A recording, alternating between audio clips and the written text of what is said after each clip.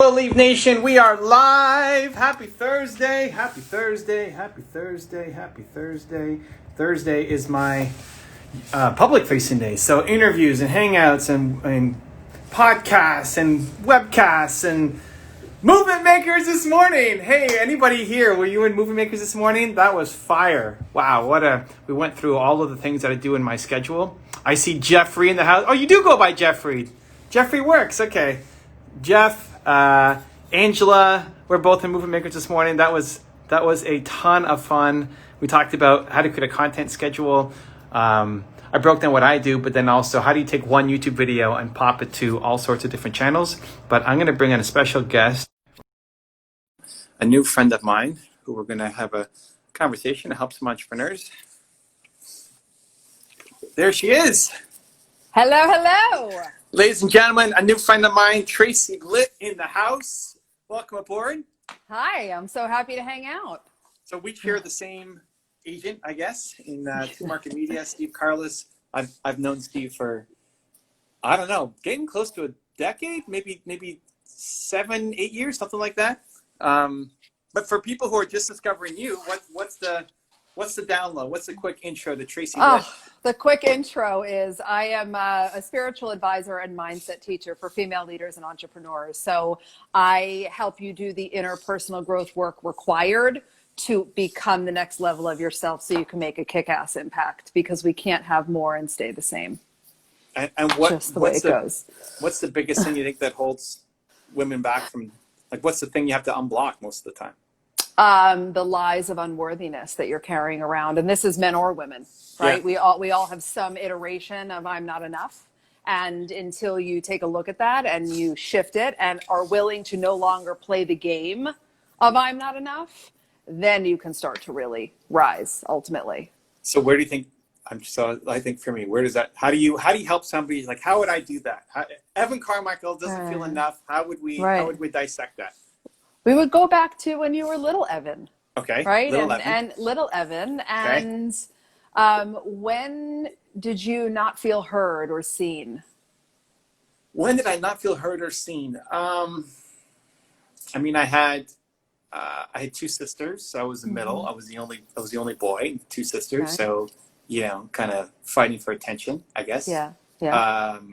When I was super young, I had a hearing problem.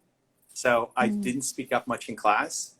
When I was, I forget how old, like 6 or 7, I used to sit under the desk because I couldn't, the teacher thought I was slow and stupid, but I sat under the desk, but just because I couldn't hear properly. So I didn't have I had tubes in my ears and all sorts of stuff. I don't really remember it, but that's what my parents said. So I'm introverted normally as like default. Does any of this help? Yeah. So when you were 6 or 7 and you felt misunderstood, right? Okay. Or really not seen. Okay. What do you think that led you to believe or start to think about yourself as little Evan? Wow. I don't know. Like, I don't even remember that stuff happening, but maybe I blocked it off, Possible. It's like too traumatic and I don't want to go back there. I mean, I didn't have a ton of friends. I still don't. I have I have my wife, she's my friend, and then I have a lot of like business friends, I guess, which is how I connect to the work. What do you think stops you from having friendships?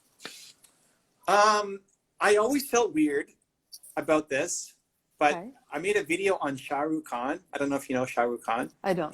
He's like the Tom Cruise of India. Okay. Like the biggest Bollywood actor. Okay. And we did a video on him. On my channel, we do like mashups of all these people. And I didn't know much about his story. And there was one clip where he said when he's working on a movie, he's hanging out with all the co-stars and everything. And then after the movie's done, they want to go out to parties and like invite them over for birthdays. And he's like, he's not interested. And he said, I love you, but I don't want to hang out with you. And what he says is he connects with people through the work. And that just really resonated with me. There's people who I haven't seen in a while, but if we're working on something together, it's back to where we were before. And if they ever need something, I'm there to help. But just hanging out, like I don't hang out with anybody. I just don't like hanging out. Right. So, What, just repeat after me and then finish the sentence. Okay. It's exciting. I don't like hanging out because, it doesn't feel fun. It doesn't feel impactful. Yeah, I don't know. Waste of time. What feels like a waste of time about it?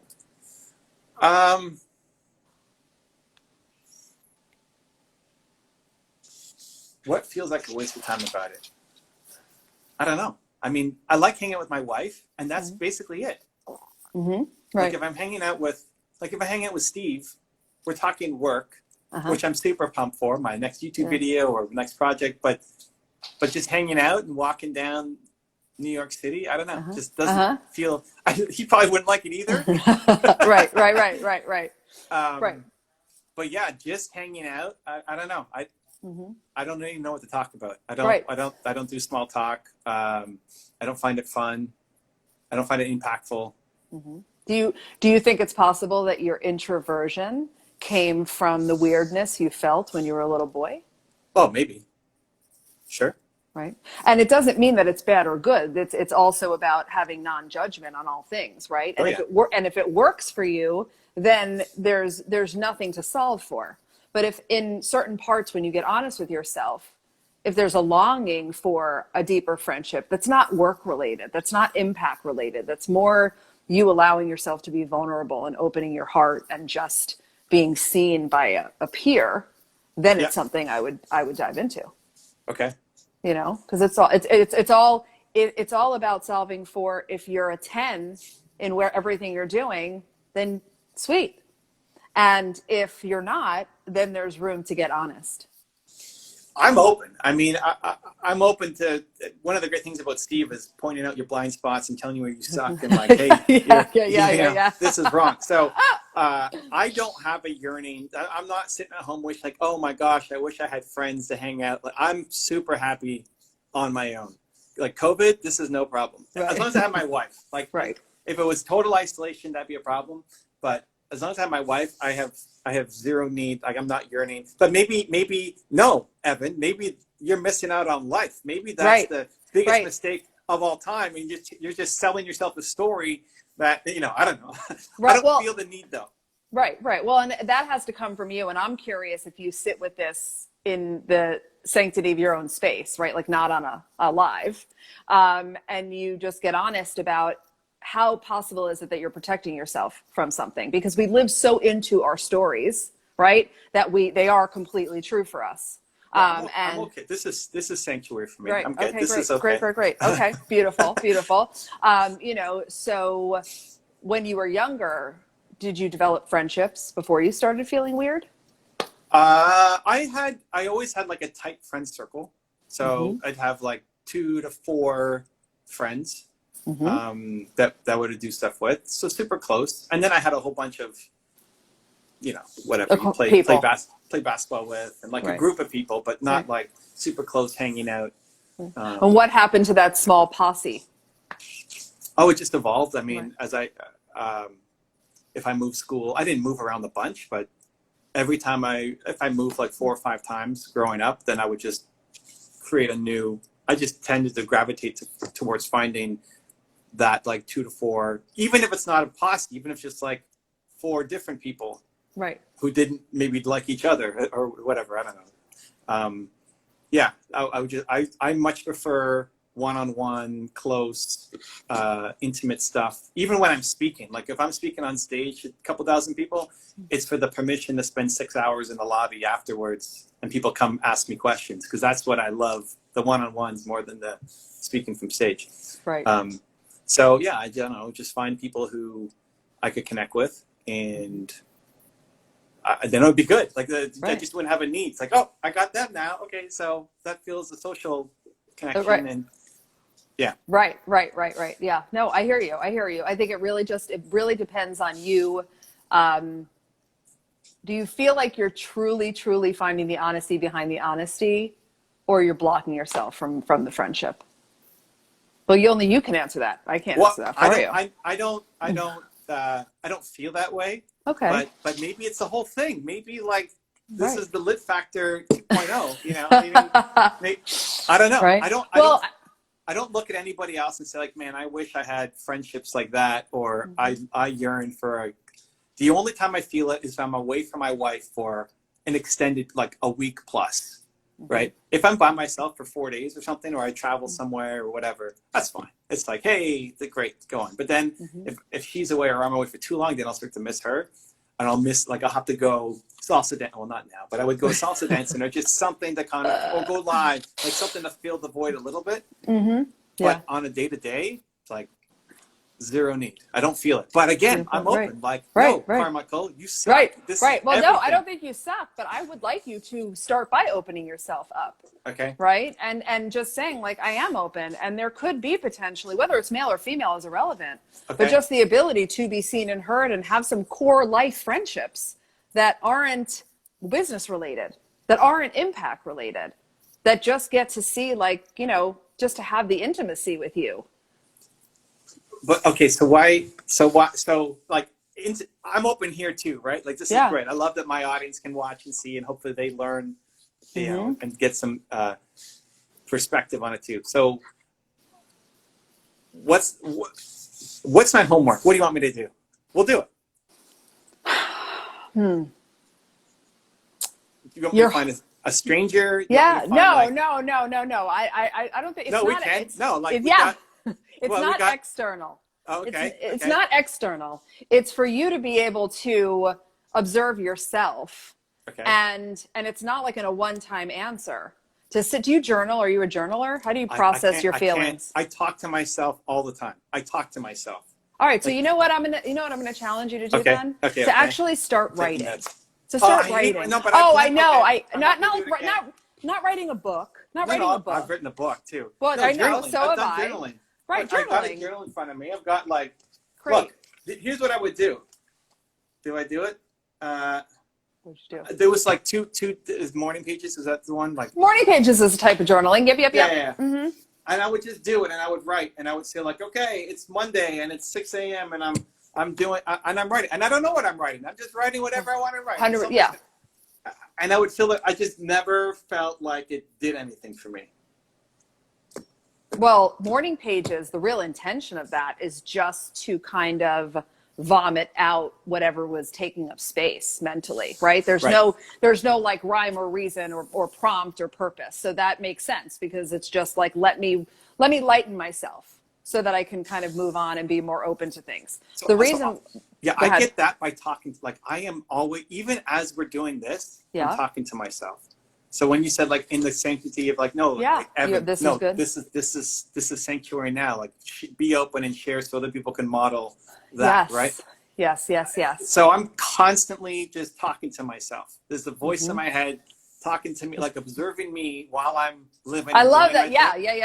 Totally. All the time. And maybe that's weird, or maybe that's some kind of unlock or something too. No, so I've never come out of a meditation or journaling to like, oh yeah, oh wow. To unburden or to like, no, but do you sometimes write your thoughts so you can start to really observe your thinking in a deeper way? Because when you're running, or even when you're high level observer of self, right, which is amazing, that's the goal. Everyone needs to start to grow that. I call it a hologram version of you. Like, you're Evan here, but then your Evan's right here, always like talking to you, observing you, right? So that is essential for all of us.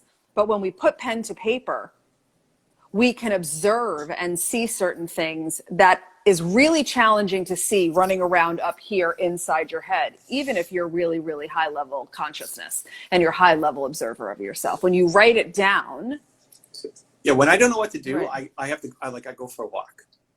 I need to walk, and I need to, I don't know, I need to form the closest way I can explain it is like a mental picture in my head.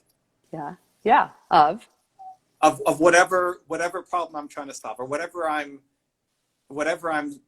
if I'm stressed out about something, or whatever I'm trying to work my way through, or if the energy feels off for some reason, I need to not, I say sit with it, but it's not sit with it. I need to like walk through it. That Yeah. that gives me clarity more than writing stuff down. Great. So then you can keep on that. Then the next Yeah. time you walk, Yeah. I want you to contemplate, how would my life feel with some deeper friendships? Okay. See what visual comes up then, because that seems to be how you, right? That's a good way for you to do it. How would it feel for me to open myself up? How would I feel for me to invite more consistent, however you want to word it, what you were saying before, intimate friendships in your life? Yeah. Because right now the track was, it's good. I'm an introvert. I have my wife, Yeah. right? And I'm satiated.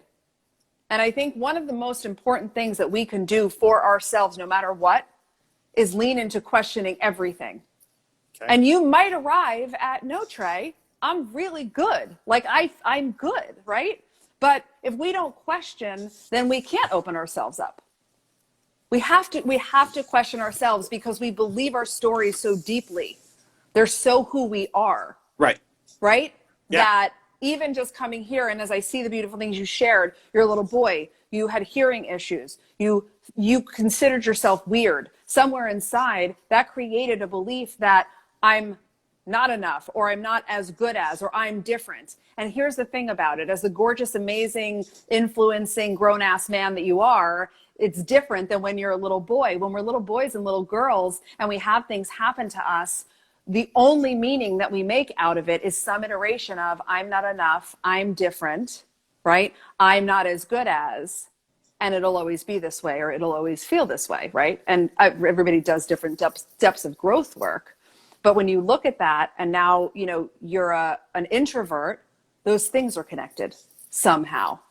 And I would love for you to ensure that you're getting every beautiful ounce of life and love out of what's available to you. And maybe there is a world where there's a couple close friendships that are awaiting you somewhere that could really, really elevate how joyous you are. Could be. Yeah. When I worked with Steve, maybe 3 years ago, he had me. He said, you got to share all your failures. You got to share like all the weaknesses, and share all the insecurities and all the vulnerabilities, because you're too afraid to share that stuff. Like, I'm not afraid to share that stuff. I just don't find it doesn't help me. Like when I'm struggling with something, even talking to my wife doesn't help me. If I'm wrestling with something, the emotional side doesn't help me. The practical side can't. Like, I'm struggling with this problem. How do I solve it? Like, if it's a health problem, okay, I want to talk to somebody who's gone through it. When I had my concussion, like, how do I solve it? I don't know. But the emotional side, it just doesn't, I don't need it. Well, it actually frustrates me.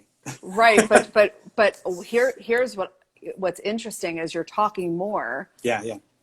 That's also a story. Because if you open yourself up to the emotional side, your heart has to open, and you're going to have to feel things that the logical side doesn't have to deal with. It's really easy to stay cerebral. It's really easy to stay logical, right? When you drop into the emotional side, which is also directly connected to relationships and intimacy and vulnerability and things like that, then you have to feel things. And when we've experienced certain things in our lives, we can get good at just like kind of like like an armor that we don't even really realize, right? That isn't, you might not even be aware of it, but just in you saying, no, I do better, right? It's like we just tell that I do better. I'm good logical. I figure it out up here. I work it out up here. The emotional, I don't need as much. We all need the emotional. It's just really scary. It's really scary. That's why vulnerability is challenging until you've worked that muscle long enough. That's why honoring the emotive part of our humanness is so critical to our expansion, like the ability to feel the feelings and being willing to go there without judgment. Because the heart, right? That's what really connects us. So then this is good. So before my wife joined my company, she would always ask how my day was. And I never, I had no need to share my day, but I realized it was important to her for emotional connection, understand what I was going through. Yeah. And so I shared, but I had to consciously remind myself, okay, Nina's coming home. I'm going to share what happened today. Because telling her what happened this doesn't interest me. I mean, it doesn't do anything for me. It doesn't like, I don't need to unburden myself. It doesn't help. At the same time, like coming live here, I didn't even know what we were going to talk about, but this is fantastic. Me neither. We're here. We're doing a jam session. I'm totally, as long as I'm not throwing somebody else under the bus, I'm totally happy to share warts and insecurities and like problems, and even diving into the past is great. Even as we're doing it, I don't know. I don't know how to get it. I don't know how to. What is it? It's not that it's afraid of judgment. I'm not afraid of the people live here or on stage or whatever telling me that I suck or that I'm weird. Like I've embraced that part. So I'm happy to share and like even work through. When was the last time you cried? I cried probably last weekend. Movies make me cry. Like, but like happy movies, not, if you're talking like, what am I dealing with that's stressing me out that made me cry? Not very often. The last one was when I broke my neck and I couldn't get into the car or out of the car. And I just felt like I was tapped out. But crying for movies, I'll tear up a lot. Like any happy moment, I'm super happy for that. What about the sad moments? Could be. It's got to be something really sad. I'm trying to think. What was the last? I don't really watch sad movies. Maybe that's part of it. Well, not even sad movies. Just your own emotion. You know, just feeling it, not because you're having because obviously your neck injury, that was substantial, and but just your ability to not suppress and to feel whatever's coming up and to allow it. Yeah, I mean, so the neck injury wasn't out of physical pain. It was the frustration. I was stuck. I was trying to get into a car and I couldn't get in and I couldn't get out. And no matter what I did, I was just stuck there. And I felt, yes, obviously the pain, but it was more the mental breakdown that I can't handle this. But sad parts in movies, I'm sure the lead character's father dies at the beginning of the movie or something. It's sad. It's not like bawling, but I'll cry more happy. Like, oh my God, what just happened? That's so amazing. Like they made it. What about things that are not about movies or other people? Like moments in your life where it wasn't happy tears, it was just sadness, it was frustration. It was like, what are those moments in your life, and letting yourself release the emotion that comes along with it? I don't know that there's a lot of that. Like in my, I'll get emotional from comments that I get even every day, but it's the positive ones, like the impact. Anything sad or negative, maybe it's I would internalize it as I just have a really high threshold. Like it takes a lot to stress me out or frustrate me or lose cool over something. Maybe that's a wall and I'm just not seeing it. Yeah, well, I think what's interesting, and as we're talking more, it's also, it's the connection. So you're saying when your wife wants to ask you how your day was, to you it's not as relevant, but you do it for her. But then you used a word that was interesting. You don't want to unburden her with use unburden. Oh, I meant for myself. I need to unburden myself. Right, but that's just interesting too, because burden means you're carrying. Yeah, I don't feel like I'm carrying though. No, that's the whole point. It's like I don't feel like I need to unburden because I've already. If I do, I don't. Sharing it doesn't help. I don't even know how to verbalize it. Like if I'm in the moment trying to feel something and figure something out, I don't even know how to articulate it. So that's where Evan talks to Evan and goes for a walk and figure stuff out, because I couldn't even articulate it to you or Nina, my wife, or anybody. Right. Yeah, I think the what's kind of coming together. For you to be with is the connection piece, right? So it's like your own emotional expression, the connection or potential protecting yourself from other relationships, right? And how that all kind of links back to your introversion, which came from somewhere. You're not born an introvert. Like that comes from somewhere. Okay. What you felt and the weirdness, which was your word, right? And Yeah, when yeah. you feel weird, you isolate. That's naturally what happens. And we start to kind of pull back. And I could see how that could kind of weave into what's coming up in terms of introversion. And then, no, I'm good. Like I have my wife, right? And that's all I need. And I'm good to go.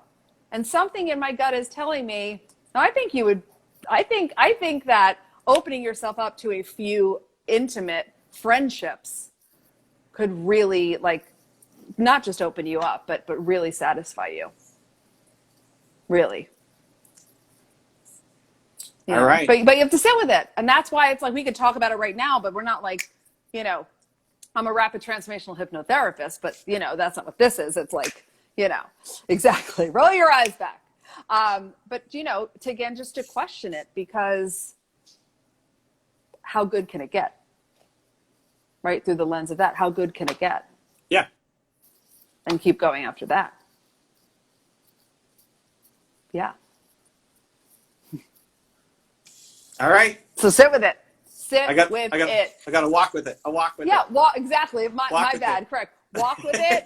Walk with it. Walk with with it. And I will tell you this, because I know you're so good at observing yourself.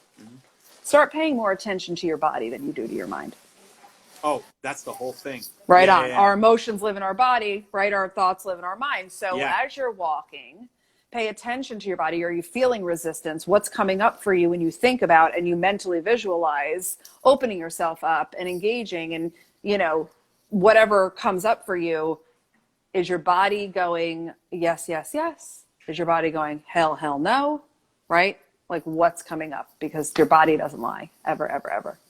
That's what usually causes me to go for the walk, right? It's like, I don't feel right. Something doesn't feel right. What's going on? This isn't normal. So I got to go for a walk and figure it out. Right. And the reason why it's so helpful for you is because what you're doing when you're moving is you're shifting your energy around. So as soon as you go for the walk, you're starting to move your body, you're moving your energy, and then you're starting to become clearer, right? It's why we get great ideas. Everyone that I've ever talked to, you get great ideas in the shower, you get great ideas running, you get great ideas when you're on a bike or something, because you're moving your energy around. So I love it. Can we talk quickly about, you were saying opening yourself up? Maybe this is the block. Because I don't feel like I'm afraid of opening myself up.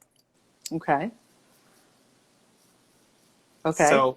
So, I mean, whatever. What do you want to know, right? Well, when you say you just said maybe this is the block. Just said maybe this is the block. Right. Well, because it's either nothing or it's the whole thing. Because there's no, like either there is no block or I'm so blocked that I can't even see it. That's the whole thing. Exactly, yes. Right? Right. Exactly. Because I don't think there's a block. So that exactly. I'm so blocked, right? It's either it's one or the other. There's no middle line. So I'm like, maybe. Well, I think you could say, which is actually interesting. Andrew said, "Are you just not interested?" And that's what I was saying before. If there's nothing to solve for, then you don't really have to take a deep dive, right? But if there is a curiosity, then it's always important to question it just to check it out. When you think about opening yourself up, what feels scary about that? Throwing somebody under the bus, like telling a story. Say more. Like telling a story. My biggest fear is disappointing other people. And so I don't want to tell a story. If it's about me, anything. Stay right there. Repeat after me. My biggest fear is disappointing other people. My biggest fear is disappointing other people. I'm afraid to disappoint other people because. I'm afraid to disappoint other people because. Tell me why. Oh, I don't know. No, you know. I don't know. It's just blank brain. That's just a resistance. That's just a resistance thing. I'm afraid of Close your eyes if it's easier. I'm afraid of disappointing other people because. I'm afraid of disappointing other people because. I'm afraid of disappointing other people because. Judgment. Meaning they'll judge you. Yeah. Letting myself down for not doing what I said I was going to do. What are the judgments going to sound like? Really lean into this because this is important. I'm afraid of disappointing other people because I'm afraid they'll judge me. What are they going to What are they going to judge you for? Not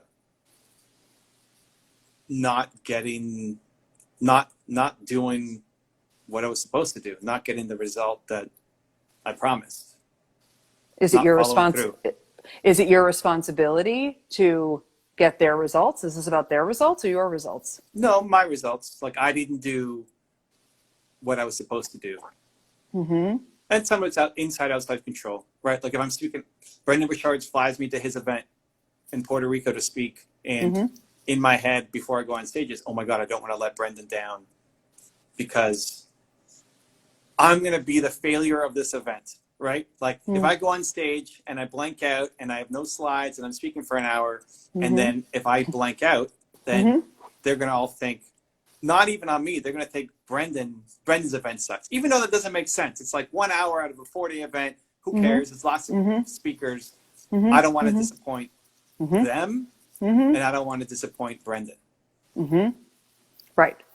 So I can control it of like how I show up, right? Well, yes. Of course, you can control how you show up, but ultimately this was about opening myself up feels scary because if I do, I might disappoint people. And I don't want to disappoint people. I'm just giving you back. I'm reflecting back to you. This is how we got here. Opening myself up feels scary because I might disappoint people. Okay. I might disappoint people. I'm afraid to disappoint people because then I might be judged.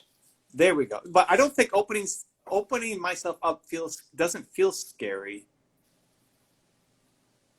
Disappointing people feels scary. Because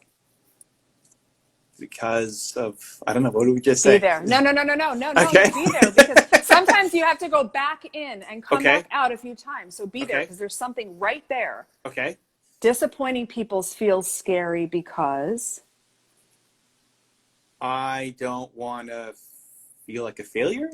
Right, because then if I'm a failure, that means I don't know, what does that mean? That means I'm not enough. I'm not enough? Yeah, okay. But I don't want to tell you. I want you to tell me, right? No, that fits. But be there. Be there, right? Yeah. I have a fear of disappointing people.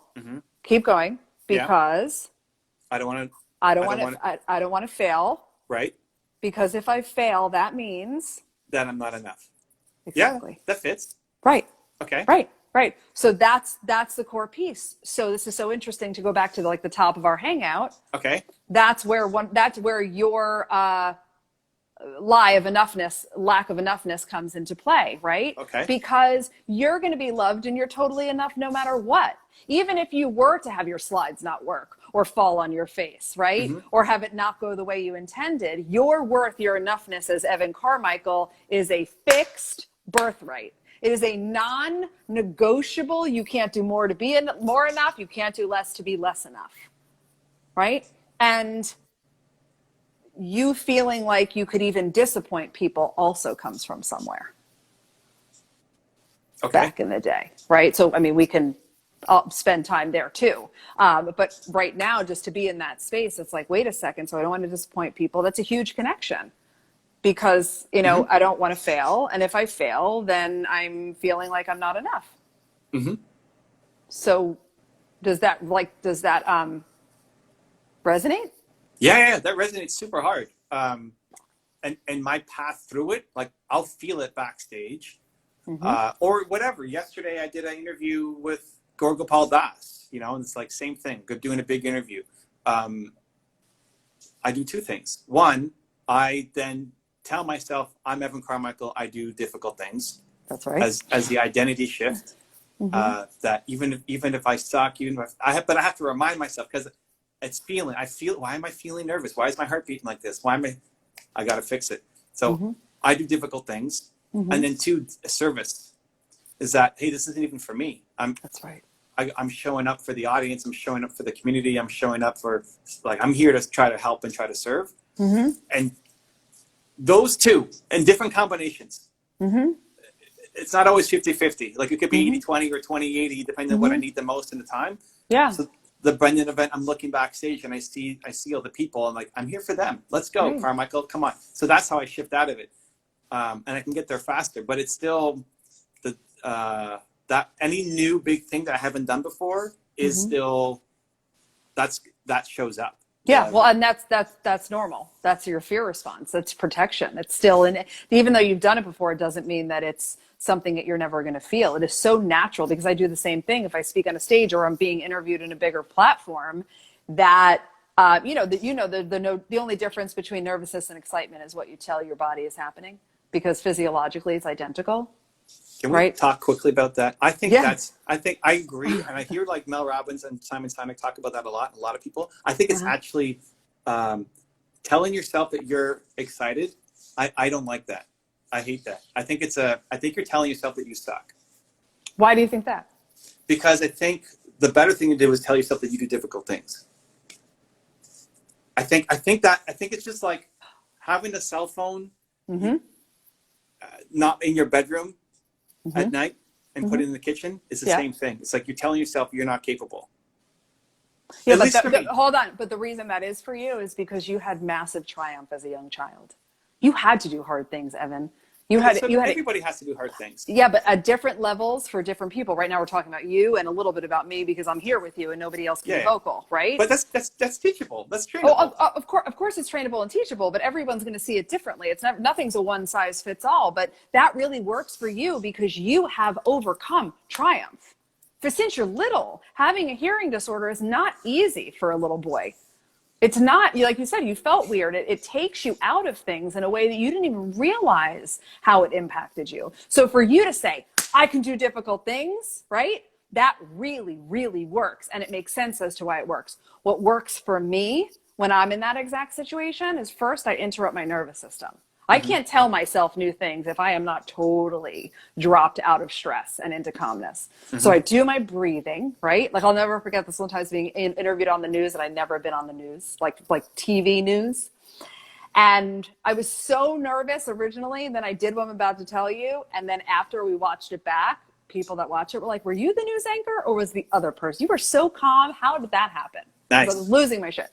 So you breathe, and then I tell myself, I'm really excited to go do this. I'm so grateful that I have the opportunity to do this. This is such an incredible opportunity. I'm so excited that I get to do this. And that's how I use excitement, right? Because it's gratitude for whatever you're about to go do that feels big or scary, right? And to your point, and my work isn't about me. It's about everybody who gets to benefit from me being the vessel. As soon as I make it about me, I get in my own way. And then you can show up easily like that. And that's what works for me, which is different than what works for you. Yeah, I don't know. I hear what you're saying. I'm not buying the first part. What part? I think as a human, teaching yourself to do the difficult thing is one of the most important skills you can build. And it may not be a giant thing. Like maybe difficult thing is when I broke my neck, sitting up in bed was a difficult thing. For a lot of people, just walking in the bathroom is a difficult thing.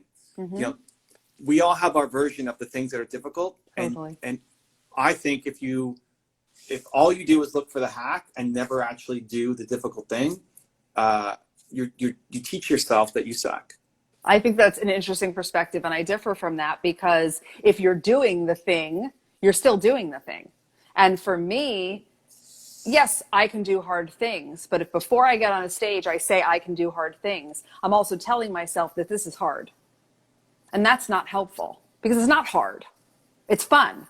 It's amazing. It's an honor. It's a gift that I get to be the one on this stage. I think anything worth doing is going to be hard, though. Like that's interesting too.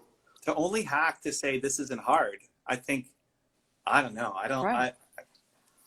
Listen, I love it. No, we're not everybody. You're not supposed to agree on everything, but I think it's also the way we're wired, what we've experienced, and what works for each one of us. Because I agree. Listen, we can do hard things. I agree. That's everything.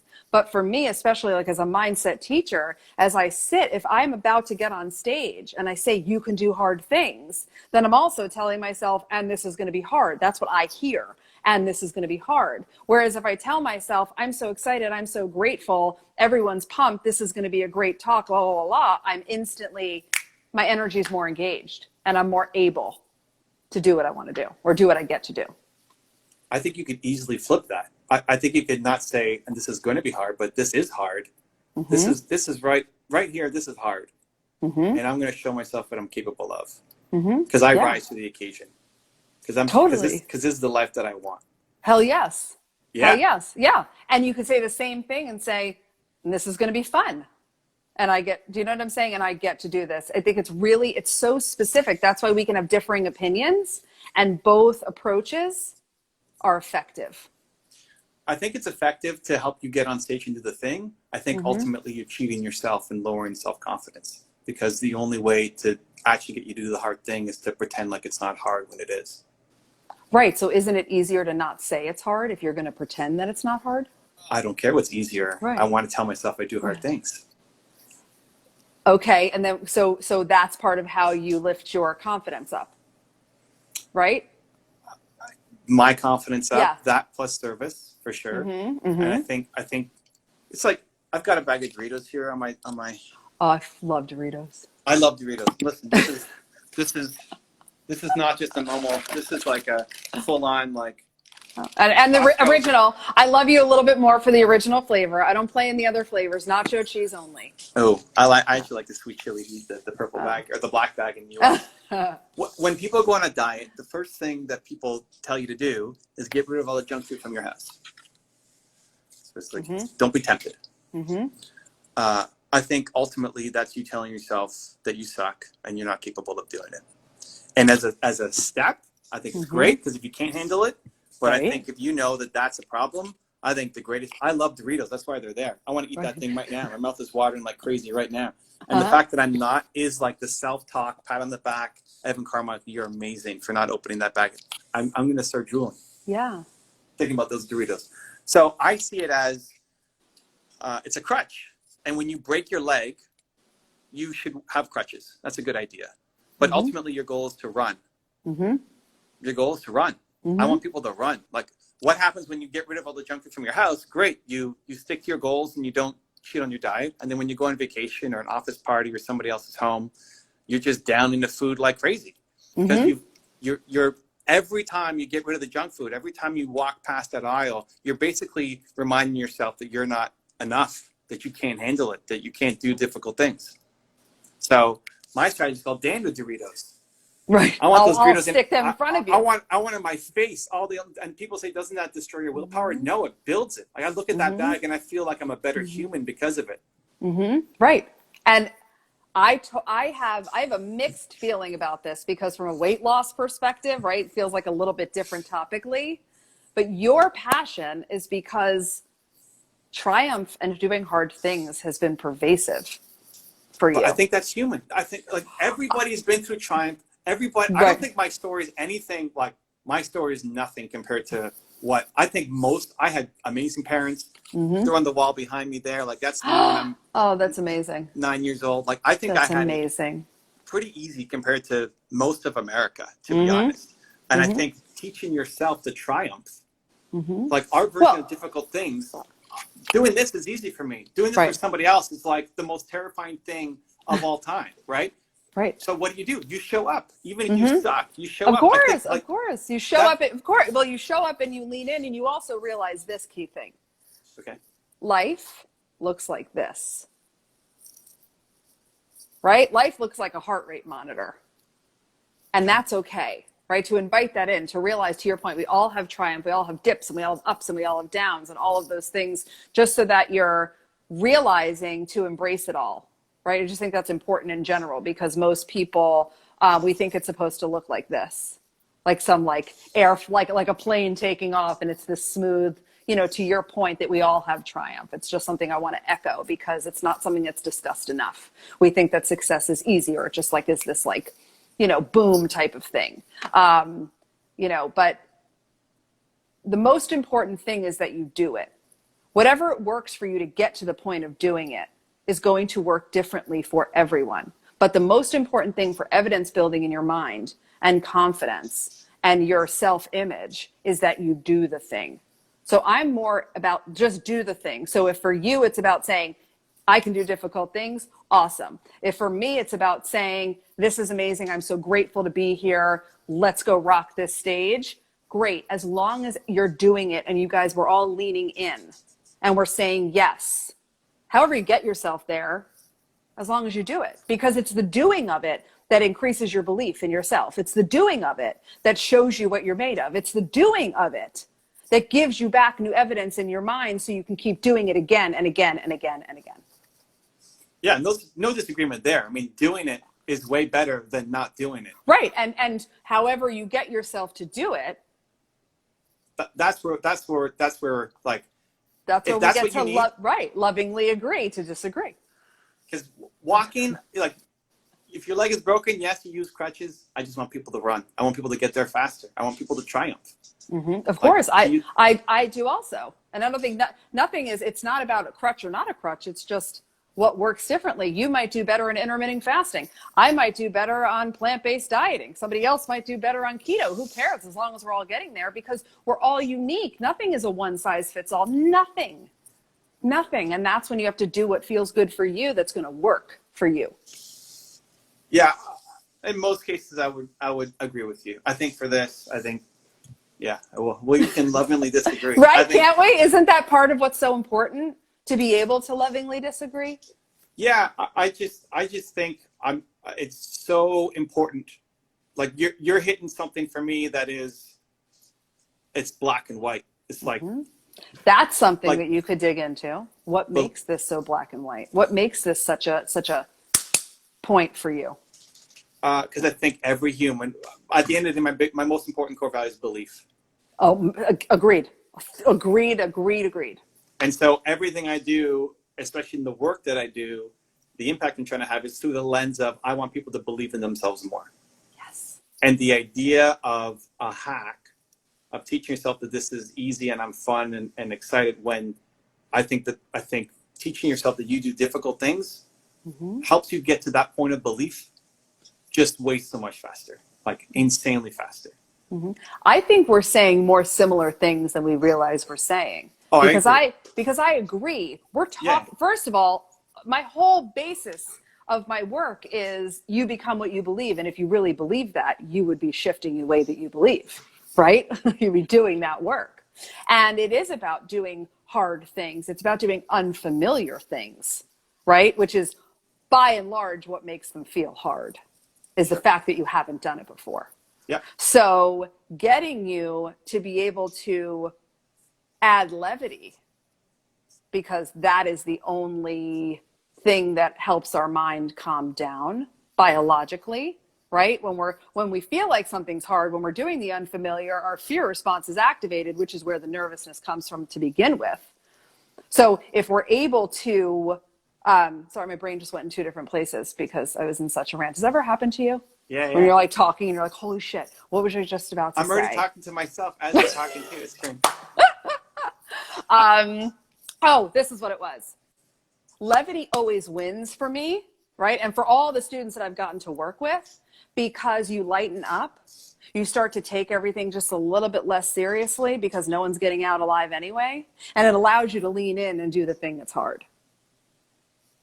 Does that make sense? Because it made sense to me. Yeah. No, it absolutely does. I just want to shortcut that whole thing. Right. I want to shortcut that whole thing. Got it. And I think people can shortcut that whole thing.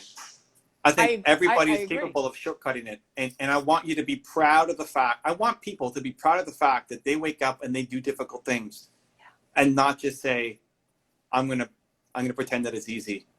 But like it bothers me. Right. I'm curious about this, and we might have to do another live on it. Yeah. What makes it so triggery for you to not what makes it whatever, not good or not feel good to you to say, and in order to do that hard thing, I allow myself to use the practice of levity. I allow myself to use the practice of excitement. I allow myself to remember no one's getting out alive anyway, so let's lean in and do this hard thing. Why is that a trigger point? As long as I think it's defeating of your self-belief. It's like most important core value. Right, but doesn't it just create self-belief when you do the thing? So isn't that the biggest belief? And I'm a hypnotherapist. I do belief work all the time, right? I'm a Yes. mindset teacher. So you got to have subconscious and conscious for belief to work. It really is, Yeah. right? But the thing that creates belief the strongest is new evidence. And to get new evidence, you have to take the action, which is what we're both arguing for, right? Hard For things, sure. hard thing, hard thing. Yes. So what I'm curious about is what changes in the belief by adding levity to lean in and do the hard thing. It's limping versus running. We're still having momentum moving forward, but it's limping versus running. I want people to run. And I get into this with my contemporaries too, like Tom Bilyeu, right. If you know Tom Bilyeu, from Theory, yep. He gets super anxious going on stage, and he says he tells himself it's a warm up. Like, this is a warm up. This doesn't even matter. Right. I hate that. Right, that's what I'm curious about. We need to come back and do this because I want to get into because that has something to do with your belief and your things that you've experienced, because it almost doesn't feel offensive to you, because that's is that no, it's not what offensive. how does it, because you're like, it really bothers me. What's the feeling that you get? I feel the whole world is blocked. I feel this is actually my superpower. I don't think this what we're touching on now, I don't think is a block at all. I think this is a superpower, and I want everybody to taste it. I want people to stop limping through life, and I want them to run fast. Right. Yes, I agree. Things. I agree. I love this. So then why does it matter how someone runs? If you and I are working with twins, right? And we both each get them to run just as fast, just as long, and you use one approach and I use another, what's the difference as long as they're running? Because I don't think they're running. I think they're limping. But the proof is in the pudding. The proof is in the outcome. The proof is in the belief in self. The proof is in how they're showing up. I think that's where we have different data points and different perspectives. I love it. I love it. I love it. I love it. And I want to understand more too, because I think one of the things I committed to this year, right, and all the beautifulness that this year has brought us, is listening more and more and more. Like really, truly listening to deeply understand and be super, super willing to fully change my mind. You know, like that's like it's a big thing for me this year, just because I think we all need a lot of bit more of that, truthfully. So yeah. I think, ultimately I think the way we get places is important. I think getting places, we can both agree, we have to move, and you got to do it. I think the way you get there though becomes the next important thing. And I think teaching yourself that you're afraid and doing it is way more powerful than teaching yourself that you're afraid and then that you're not afraid. Oh no, let me just clarify this one thing, because this is big. My whole TEDx is on this. It's loving your fear. It's being afraid and not pushing through. It's being afraid and not overcoming or resisting the fear. It's actually being afraid, being grateful for the fear because it's doing its job, and then loving it and bringing it towards you, because then it starts to calm down and you can move towards the thing you're doing. So fearlessness is not a thing, and not being afraid is not a thing. Fear is such a gift. So I just want to say in that, we're completely aligned. But when you love your fear instead of push through and all that power play shit, it only makes the fear more pervasive in the long run. Yeah. So, yeah. I love this. There you go. All right. Well, we went way over time. But that was I know. fun. I just realized. I was like, oh my God, this is amazing. It's awesome. So awesome. For people who want to dive more into your world, where do you want them to go? TED Talk, Instagram, where do you want? Yeah. The Lit Factor with 2 T's. So I'm right up there under your name. So you can find me anywhere under that name. And if you search TEDx Tracy Lit, you'll get a whole talk on fear. I love it. Yeah. Thank you for the energy. This is so good. Oh my God. Thank you for the great the breakdown. Yeah, the great dialogue. Thank you. I'm grateful. All right. Thank you guys. Awesome. So check her out. Much love, everybody. Talk to you soon.